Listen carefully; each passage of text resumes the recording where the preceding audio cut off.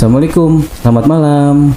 Halo, saya Erbi dan Birku Film malam ini mengundang sebuah tamu.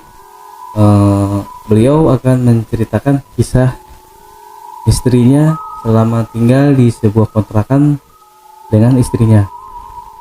Jadi langsung aja ya. Oh iya, selama ini kegiatan Pak Arif apa aja ya? Kegiatan saya selama ini di rumah ya, saya masih bekerja di jurnalistik, yaitu meliput pembangunan di Kota Bekasi.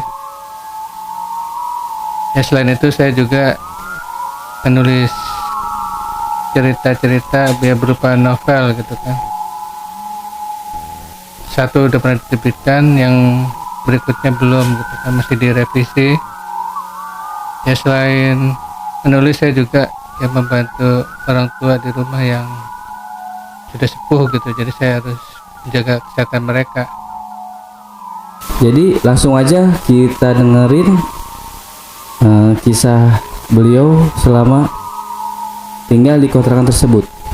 Bisa diceritakan apa saja yang Pak Arif rasakan di kontrakan tersebut? Saya ingat waktu itu saya baru saja pulang kerja. Ketika tiba di rumah, saya langsung pergi ke kamar. Waktu itu saya melihat istri saya sedang tertidur nyenyak. Saya pun berbaring di sebelahnya, dan saya tidak merasa ada sesuatu yang aneh. Hingga tak lama kemudian, ketika mata saya hampir terpejam, saya menyadari ada sesuatu yang tidak beres. Apa itu, Pak? Istri saya sudah tidak ada di sebelah saya. Saya pun terkejut dan segera bangkit. Napas saya pun tidak beraturan, jantung pun berdebar keras. Saya menyaksikan ranjang itu tidak ada siapa-siapa selain bantal guling. Saya segera lari keluar kamar, dan ketika saya melewati ruang tengah, saya melihat istri saya sedang tertidur di sofa. Kemudian apa yang Anda lakukan saat itu, Pak? Saya mendekatinya pelan-pelan, hingga saat sudah dapat menjangkaunya, tiba-tiba istri saya membuka matanya dan segera duduk ketika menyadari kehadiran saya di dekatnya.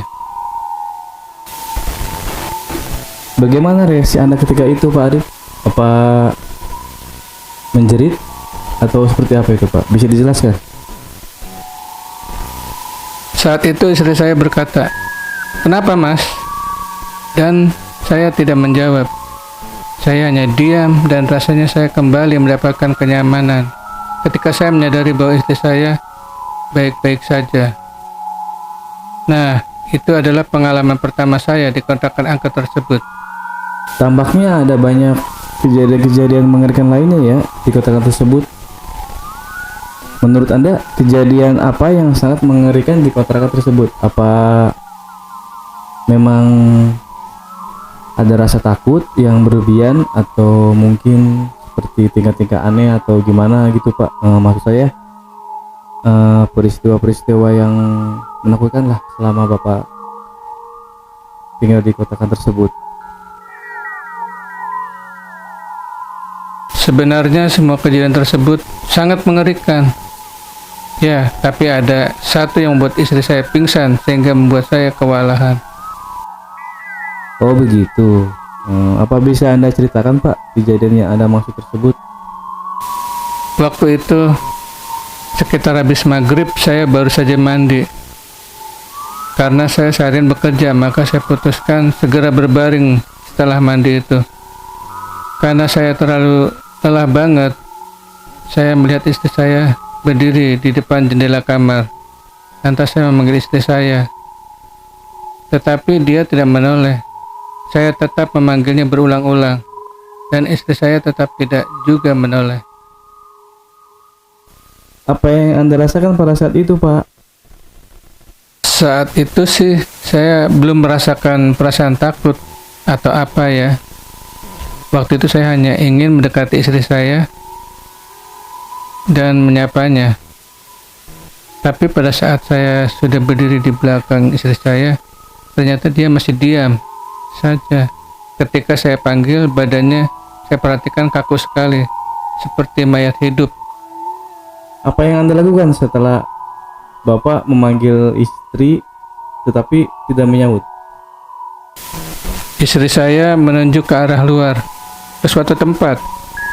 Saya memandang kemana dia mengarahkan telunjuknya. Memang ada apa di luar sana, Pak? Saya melihat ada saya sendiri lagi, berdiri dengan tampang mengerikan. Kemudian istri saya menjerit histeris dan pingsan. Segera saya angkat badan istri saya dan membaringkannya di ranjang. Anda bilang tadi melihat diri Anda sendiri di luar. Itu apa benar, Pak? Iya, benar. Setelah membaringkan istri Anda? Saya langsung pergi ke jendela lagi, tapi nggak ada siapa-siapa. Dan kemudian mendadak istri saya kesurupan. Saya segera menelepon paman saya dan kemudian menenangkan istri saya. Namun saya nggak bisa berbuat apa-apa. Hingga setelah paman saya datang, beliau membacakan sebuah kalimat ayat suci Al-Quran. Dan tak lama kemudian istri saya mulai tenang lagi, tidak menjerit lagi. Setelah itu Anda masih memikirkan diri Anda sendiri yang berada di luar tadi, Pak? Iya, bahkan saya sampai tidak tidur malam itu dan menyuruh paman saya agar menginap di kontrakan. Apa ada peristiwa yang terjadi lagi setelah itu? Tidak ada sama sekali. Suasana hati cukup tenang dan tidur pun nyenyak. Tapi setelah paman saya pulang, keesokan harinya ada kejadian-kejadian mengerikan lainnya.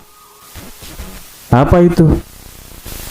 Di halaman belakang kontrakan itu kan ada sumur tua. Oh, apa ada sesuatu yang aneh di sana, Pak? Ya, yang saya dengar dari orang-orang sekitar katanya sih sumur di halaman belakang kontrakan itu dulunya pernah dijadikan tempat pembuangan mayat. Tapi Anda percaya dengan apa yang mereka katakan tersebut? Kalau dibilang percaya apa nggak percaya sih, ya saya juga sempat meragukan. Tapi saya tetap waspada aja. Apalagi kalau tengah malam saya suka masak mie instan di dapur. Nah, saya suka iseng aja sih buka gorden jendela dan mantau sumur tua itu. Apa yang Anda cemaskan ketika mengamati sumur tua dari jendela dapur tersebut? Kalau cemas sih enggak, cuma ya itu, setiap melihat sumur tua itu rasanya seperti yang hidup aja. Apalagi kan itu sudah tengah malam, nggak ada suara selain keinginan malam. Ya, orang-orang sekitar juga enggak kedengaran lagi suara-suaranya. Pokoknya sunyi banget itu kalau sudah tengah malam. Apa Anda pernah melihat penampakan, Pak, di sekitar sumur tua tersebut? Ada. Bisa Anda ceritakan, Pak Arif? Bisa. Jadi begini, waktu itu kan ada teman kecil saya yang berkunjung ke kontrakan. Kira-kira mereka datang pukul 8 malam. Nah, saat itu mereka pulang pukul 2 dini hari. Ketika teman-teman saya pulang, saya pergi ke belakang untuk mencuci piring dan gelas bekas teman-teman saya. Waktu itu istri saya sakit, jadi saya yang mengerjakan semua pekerjaan rumah dan lainnya. Nah, waktu saya membersihkan gelas dan piring, saya mendengar ada suara seretan di belakang rumah. Suara seretan apa itu kalau boleh saya tahu? Saya pikir binatang tikus atau kucing atau binatang lainnya. Tapi waktu saya mengintip dari gorden, saya melihat sesuatu. Sesuatu seperti apa ya? Saya nggak tahu persis apakah itu manusia atau hantu. Tapi yang saya lihat waktu itu ada sosok wanita lagi berjalan ngesot. Dan wajah bagian samping yang saya lihat itu sudah hancur, seperti digilas kendaraan besar. Dan yang paling menakutkan bagi saya, wajah hancur itu menoleh ke arah saya. Seketika saya terkejut, setengah mati dan ambruk ke belakang. Tapi saya cepat-cepat bangkit dan lari ke kamar. Istri saya segera bangunkan. Dan nggak lama kemudian kami berdua meninggalkan kontrakan tersebut. Anda pergi kemana, Pak? Saya pergi ke rumah paman saya. Apa Anda dan istri keesokan harinya kembali lagi ke kontrakan? Enggak. saya justru mendapat kabar dari teman-teman saya yang ternyata mengetahui sejarah kontrakan tersebut. Sejarah seperti apa itu, Pak? Bisa Anda jelaskan? Kata teman paman saya, kontrakan itu dulunya pernah dihuni pasangan suami istri yang punya anak satu berumur 4 tahun. Tapi sebulan mereka tinggal di sana, anaknya meninggal karena jatuh dari sumur. Kasihan sekali ya. Dan 2 hari setelah anaknya meninggal, pasangan suami istri itu bunuh diri menenggak racun tikus. Tepatnya di kamar yang biasa saya jadikan tempat istirahat bersama istri. Setelah mengetahui sejarah kontrakan tersebut, apa Bapak masih mau tinggal di kontrakan itu? Ya tidak, saya memilih untuk pindah dan segera mencari kontrakan yang tidak memiliki sejarah mengerikan seperti kontrakan tersebut. Bagaimana suasana Anda saat ini, Pak? Saya merasa baikan. Alhamdulillah setiap malam saya dan istri merasa tenang dan istirahat pun sangat nyenyak. Jadi seperti itu ya, Pak ya. Ternyata memang kejadian mereka mengerikan seperti itu membuat Pak Arif trauma ya, memberikan suatu trauma yang berkepanjangan mungkin ya buat bapak dan istri. Ya, saya pikir setiap orang juga pasti akan ketakutan ya. Kalau saya pribadi sih mungkin ya takut sih, Pak. Apalagi kan kontrakan yang penuh masa lalu yang suram kan ya, terus masa lalu yang benar-benar mengerikan, apalagi